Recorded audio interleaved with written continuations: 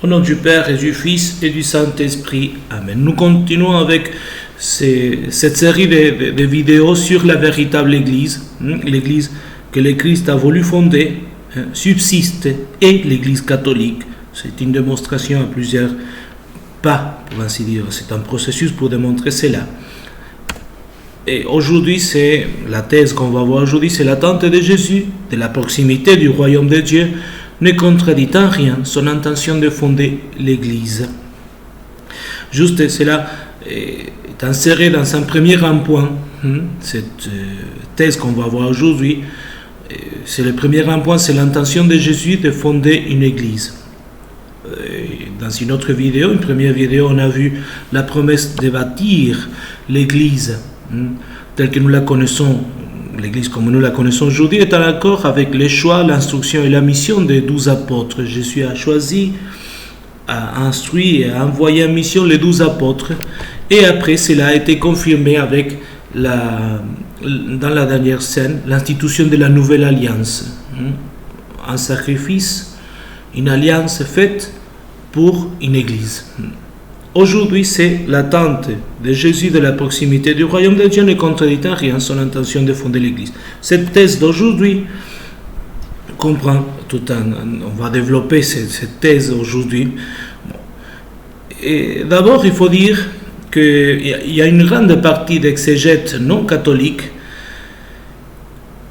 cette grande partie a interprété que les paroles du Christ sur le royaume de Dieu démontreraient que son esprit était tellement dominé par l'attente de la fin imminente de ce monde, de notre monde, qu'il pouvait à peine penser à fonder une église qui allait perdurer dans le temps. Jésus n'avait même pas le temps de penser à une église, selon eux.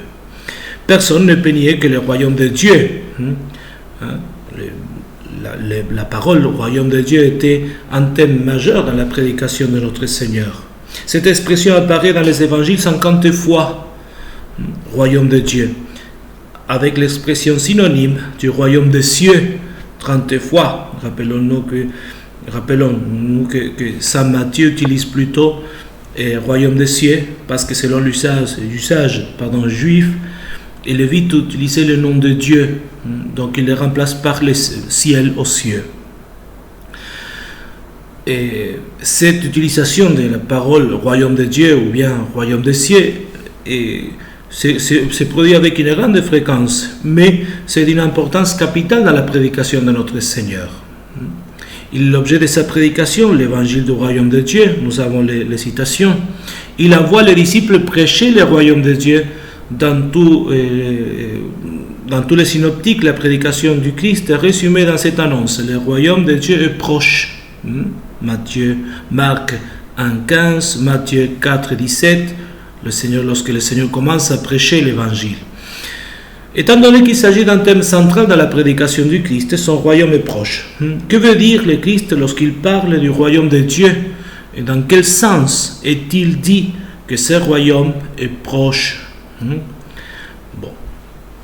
Et évidemment, pour les adversaires, d'abord, cela signifie seulement et absolument que Jésus parle des derniers jugements, c'est-à-dire le royaume définitif, l'instauration du royaume définitif dans ce monde, le jugement final. Et il appelle proche car il pensait que la fin de ce monde arriverait dans un très court délai de temps. Alors, quelle est la preuve pour dire que cela n'était pas comme ça? Le Christ prêchait un royaume de Dieu, mais il savait aussi qu'il y aurait un temps, un grand délai de temps dans l'histoire de l'Église, et pour cela, il allait fonder aussi l'Église. Bon, d'abord, le royaume de Dieu, qu'est-ce qu'il voulait dire? Le royaume de Dieu dans l'Ancien Testament, simplement. Dans l'Ancien Testament, l'expression royaume de Dieu, comme tel, est rarement trouvée. On le trouve même très très peu, des fois. Mais on utilise plutôt une expression concrète et active, laquelle Dieu règne. On ne dit pas le royaume de Dieu, Dieu règne. Et nous pouvons distinguer dans l'Ancien Testament deux types d'expressions par rapport à cela. Celles qui décrivent Dieu comme déjà régnant, par exemple sur le peuple d'Israël, et sur l'univers même, le psaume 102. Et l'autre façon de dire que Dieu règne, c'est toutes les expressions qui regardent le temps futur, où Dieu régnera. Par exemple, Isaïe 24, 23. Alors, juste pour dire, le royaume de Dieu dans l'Ancien Testament était déjà utilisé, mais comme Dieu règne. Alors, dans le Nouveau Testament, le règne de Dieu dans les évangiles, on l'a déjà dit, il est souvent cité. Et nous l'avons déjà dit, le fait que Jésus n'ait pas vu la nécessité d'expliquer immédiatement son annonce preuve que les gens déjà connaissaient l'essence du mot ou de la parole royaume de Dieu, royaume des cieux. Lorsque Jésus annonce que le royaume de Dieu est proche, il fait évidemment allusion à la proximité d'une intervention de Dieu, avec laquelle Dieu manifesterait sa domination d'une manière nouvelle et plus parfaite. Dieu allait intervenir dans l'histoire d'une façon nouvelle et plus parfaite. En tout cas, le problème le plus important demeure. De quelle intervention divine Jésus parle-t-il et dans quel sens le royaume est-il proche? La solution à ce problème serait de reconnaître et d'expliquer tout ce que Jésus a dit par rapport à ce royaume de Dieu. Chaque fois que Jésus parle du royaume de Dieu, royaume des cieux, ok, qu'est-ce que Jésus voulait dire avec cela? Par exemple, il l'appelle déjà présent. Il appelle venant prochainement ce royaume de Dieu, venant prochainement au sein de sa génération. Lorsque Jésus dit par exemple, quelques-uns d'entre vous verront le royaume de Dieu arriver. Ou bien venant seulement dans le temps futur, un temps seulement connu par le Père. Comment Jésus peut-il dire toutes ces choses de ce même royaume de Dieu? Voici notre réponse. La domination de Dieu sur les créatures, comme la façon dont Dieu domine sur les créatures, sur nous-mêmes, est toujours parfaite en soi. Mais elle s'exerce cependant et se manifeste de diverses manières à travers l'histoire, par des différents stades, ou différentes étapes plutôt. Le royaume de Dieu, actif et dynamique, se manifeste rendement dans l'intervention où Dieu sauve et juge les créatures. Et on va voir comment Dieu sauve et juge toujours les créatures. Par exemple, Dieu inaugure son royaume de Dieu, et comme ça nous pouvons aussi dans le Christ, et après il y a les différentes manifestations de ce royaume de Dieu jusqu'à la dernière manifestation qu'on n'a pas encore vue dans l'étape finale de l'histoire. Comment distinguer cela? Il y a un triple avènement du royaume de Dieu dans la prédication de Jésus. La première, comme celle qui est déjà présente en sa personne, cette manifestation, et dans ses actions. Le royaume de Dieu est déjà présent dans ses actions et sa personne. Salvifique pour les hommes qui le reçoivent, judiciaire pour les démons et les hommes qui le rejettent. Alors, dans la prédication de Jésus, cet événement du royaume de Dieu est aussi présent comme Dieu viendra, ce royaume de Dieu, au sein de sa génération. Le royaume de Dieu viendra au sein de sa génération. D'une part, dans l'effusion du Saint-Esprit sur l'Église et l'admirable expansion vers les nations de l'Église. Et d'autre part, dans la destruction de Jérusalem.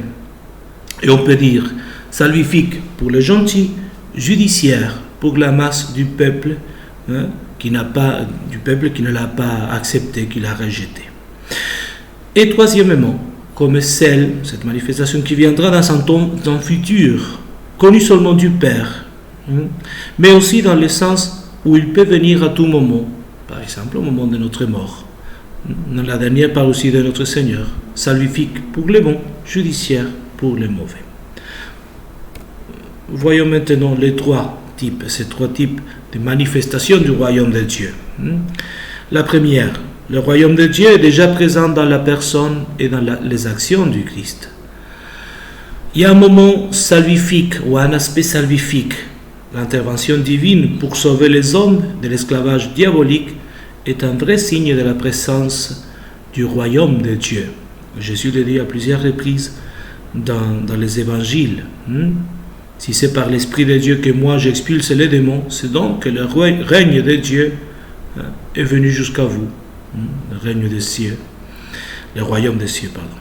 Un pouvoir diabolique, le pouvoir diabolique se manifeste soit dans la possession diabolique, mais aussi dans la maladie et la mort, signe encore, pour ainsi dire, du pouvoir du diable, le démon sur les personnes.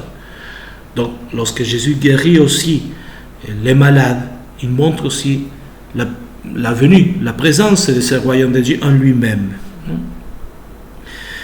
Lorsque Saint Jean-Baptiste envoie ses disciples demander à Jésus si c'était lui qui devait venir ou il devait en attendre un autre, il a répondu: allez annoncer à Jean ce que vous voyez et entendez. Les aveugles retrouvent la vue, etc. Il y a une similitude entre cette réponse et la réponse de Jésus à la question des pharisiens. Quand le royaume de Dieu viendra-t-il? Il dit: voici que le royaume de Dieu, le règne de Dieu est au milieu de vous, dans l'évangile de Saint Luc. Pour cette raison, le Christ condamne si fortement les pharisiens parce qu'ils ne pouvaient pas juger les signes des temps, ou ces temps sur la base des signes qu'il faisait devant eux, les miracles, les signes de guérison, etc. Avec l'arrivée de Jésus, le temps était accompli. Marc 1,14. La loi et les prophètes, c'est-à-dire l'économie de l'Ancien Testament, l'économie de celui de l'Ancien Testament, ont pris fin avec Jean. Depuis lors, le royaume de Dieu est évangélisé. Alors, les œuvres miraculeuses accomplies par le Christ, telles que la libération des hommes des liens de la possession diabolique, de la mort, montrent que ce salut n'est pas seulement futur, mais déjà présent et opérant dans sa personne. Le royaume de Dieu est donc déjà présent, mais pas encore dans sa plénitude, comme ce serait dans la parousie, mais comme la graine de moutarde par rapport à l'arbre, comme le ferment mis dans la pâte qui la fera fermenter. Il y a aussi le moment judiciaire, le moment salvifique, mais le moment judiciaire. On avait dit bien juger surtout les démons et aussi les hommes qui rejettent Jésus. C'est avant tout les démons qui sont jugés avec la venue de notre Seigneur, l'incarnation de notre Seigneur. Et nous avons vu déjà le pouvoir qu'il avait pour les chasser, mais le Christ est le plus fort qui a vaincu le fort. Le plus fort qui a vaincu le fort. Le fort est bien armé, qui gardait jusqu'à là son palais. Tout ce qui appartenait au diable, Jésus l'a vaincu, il l'a pris lui-même. Aussi le jugement est vers les hommes qui l'ont rejeté. C'est vrai, l'incarnation du Christ, le Christ est venu sauver, chercher ce qui était perdu, sauver ce qui était perdu. Mais Dieu ne sauve pas les hommes contre leur volonté. Et ceux qui rejettent maintenant Jésus préparent leur jugement. Encore plus, ils sont déjà jugés. Pour eux, la venue de Christ est déjà une intervention judiciaire de la part de Dieu, évidemment. On peut voir les citations. Saint Jean 3, 18, 21. Saint Jean, l'évangile de Saint Jean 9, 39. En bref, il est clair maintenant ce que Jésus voulait dire lorsqu'il affirmait: le royaume de Dieu est en vous. Le royaume de Dieu est venu à vous. Car le royaume de Dieu, dans son premier sens, actif et dynamique, c'est-à-dire l'intervention divine au cours de l'histoire pour manifester le pouvoir de Dieu, à la fois salvifique et judiciaire, comme on dit toujours, était déjà venu au monde dans la personne et à travers les œuvres de Jésus. Comme dit l'écrivain chrétien Origène, il définissait Jésus comme l'autobasileia, autobasileia en grec, c'est-à-dire le royaume de Dieu en personne. Basileia, roi, royaume, auto lui-même, basileia.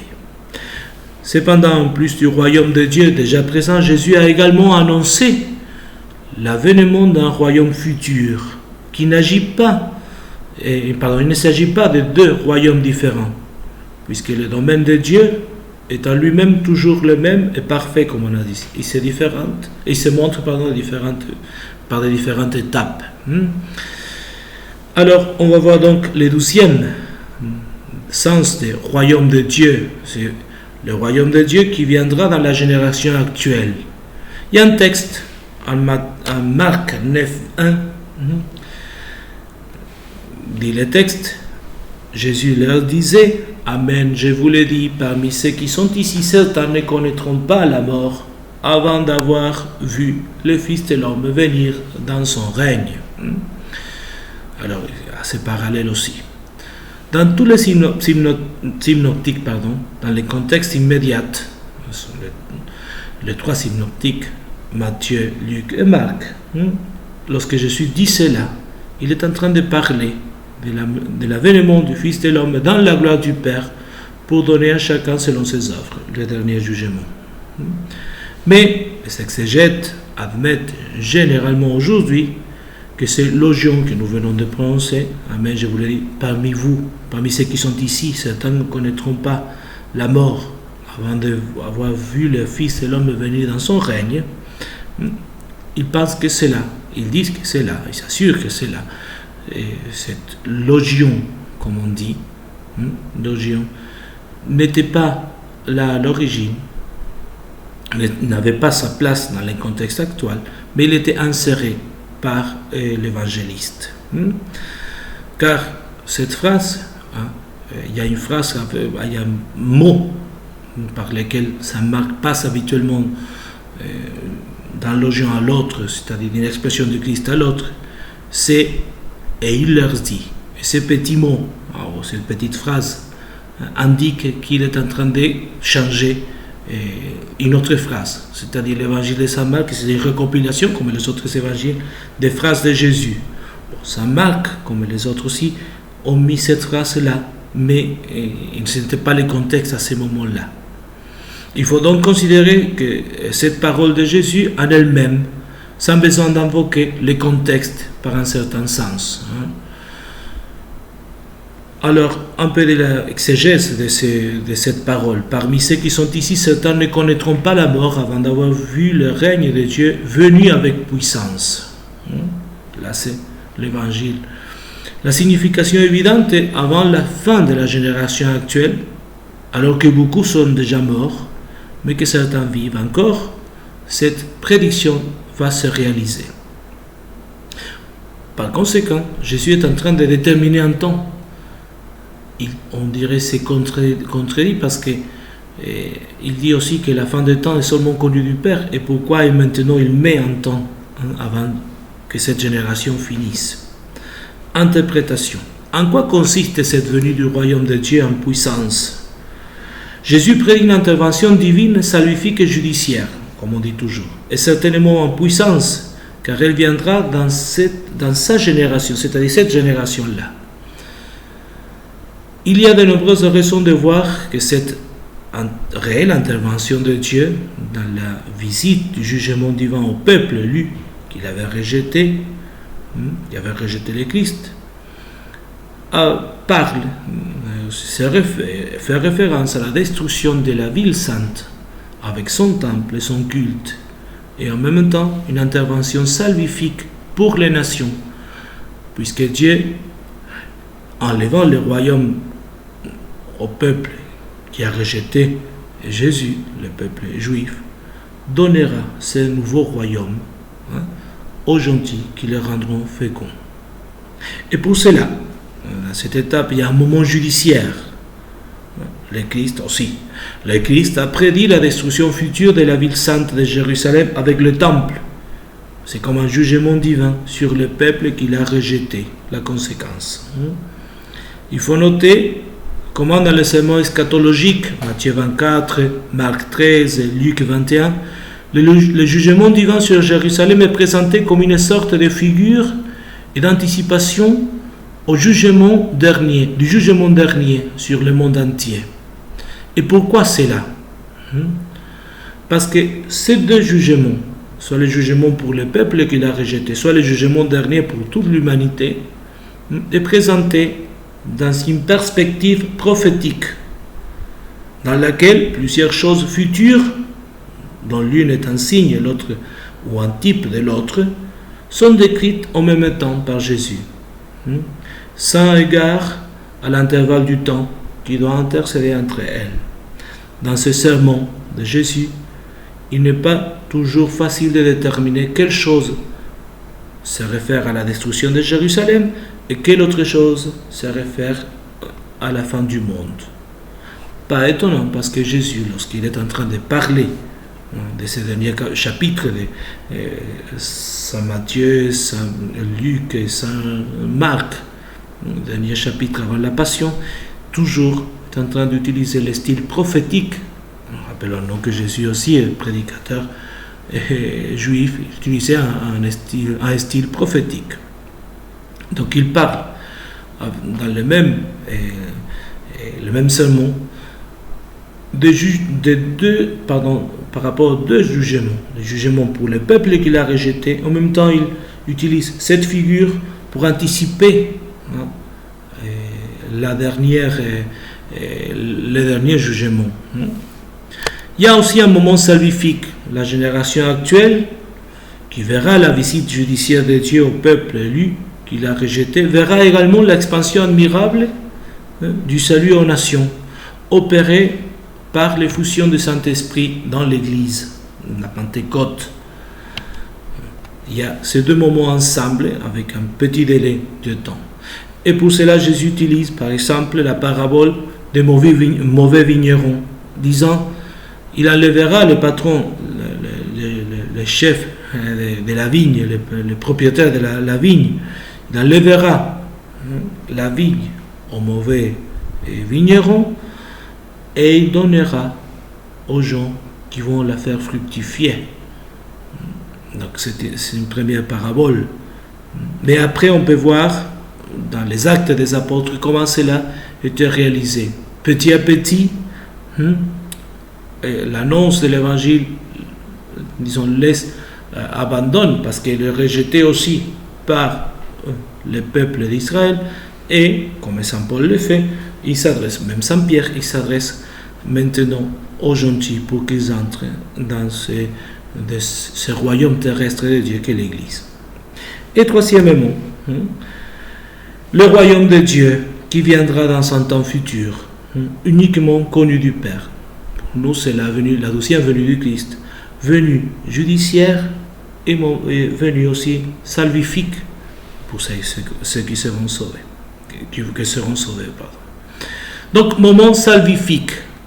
Le royaume ultime ou eschatologique de Dieu sera le salut consommé de ceux qui, au jugement final, seront comptés parmi les bons, comme les blés, comme les bons poissons, ou bien les moutons à la droite du berger. Beaucoup de paroles prononcées par le Christ sur l'entrée dans le royaume de Dieu doivent se référer à ce royaume eschatologique. Mais il y a aussi un moment judiciaire.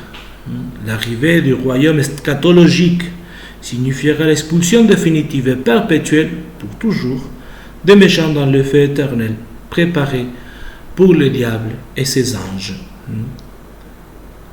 Le royaume eschatologique viendra dans un temps seulement connu du Père. C'est troisième royaume, étape du royaume plutôt. Jésus a toujours refusé de prédire le moment de cette intervention divine, la dernière. Quand les pharisiens lui ont demandé quand viendra le royaume de Dieu, il a répondu: Non venit regnum Dei cum observatione. Et ce n'est pas l'observation qui permet aux astronomes de prédire les phénomènes climatiques. Ce n'est pas comme ça qu'on peut prédire quand est-ce que le royaume de Dieu viendra définitivement. Au contraire, le royaume de Dieu viendra comme un éclair, dit le Christ. Personne ne connaît ce jour ou cette heure, ni les anges dans le ciel, ni les fils, la nature humaine, mais seulement le Père. Marc 13, 32, Matthieu 24, 36. Les expressions techniques ni le jour ni l'heure, jour, heure, ne veulent pas se référer à une détermination exacte du jour et l'heure au sens ordinaire, mais plutôt le Christ parle en général. Mon Dieu connaît quand la fin du monde viendra. Alors, la conclusion. La constance de Jésus de rejeter toutes les prédictions sur le temps, parlant toujours de la troisième étape de ce royaume de Dieu, raffirmé avec la déclaration qu'il n'appartient qu'au Père de le connaître, démontre la nécessité de distinguer entre la dernière parousie de la fin du siècle et cet avènement du règne de Dieu in virtute, on peut dire, c'est-à-dire en puissance, que Jésus n'a pas hésité à prédire qu'il se passerait avant la fin de sa génération, ou la génération à lui. Par conséquent, la prédication de Jésus sur le royaume de Dieu non seulement n'exclut pas, mais confirme admirablement son intention de construire, de bâtir, de fonder l'Église en tant que communauté de salut eschatologique, parce qu'il promet fonder, préparer ce royaume, cette dernière venue, et pour cela il faut faire entrer tous les hommes à ce nouveau royaume fondé par lui dans l'Église, qui est la préparation du royaume de Dieu, du royaume des cieux définitifs dans la vie éternelle. Confirme donc admirablement son intention de bâtir l'Église, de fonder l'Église, de construire, on peut dire, l'Église en tant que communauté eschatologique, vivant dans l'espérance de la rédemption dans la dernière parousie. Mais aussi, l'Église est le lieu où la domination salvifique du Christ et de Dieu dans ce monde se manifeste. Il se présente, il manifeste le pouvoir de Dieu dans l'Église. Par l'action, l'opération de l'Esprit Saint, et en même temps, le royaume de Dieu est reconnu par tous les hommes, ceux qui rentrent dans l'Église. Jusqu'à aujourd'hui, donc, cette présentation de la véritable Église n'a pas encore donné la deuxième thèse. Lorsque Jésus parle du royaume de Dieu, qui est la venue imminente du royaume de Dieu, il faut distinguer dans ces trois étapes. Gloire au Père et au Fils et au Saint-Esprit, comme il était au commencement, maintenant et toujours, dans les siècles des siècles. Amen.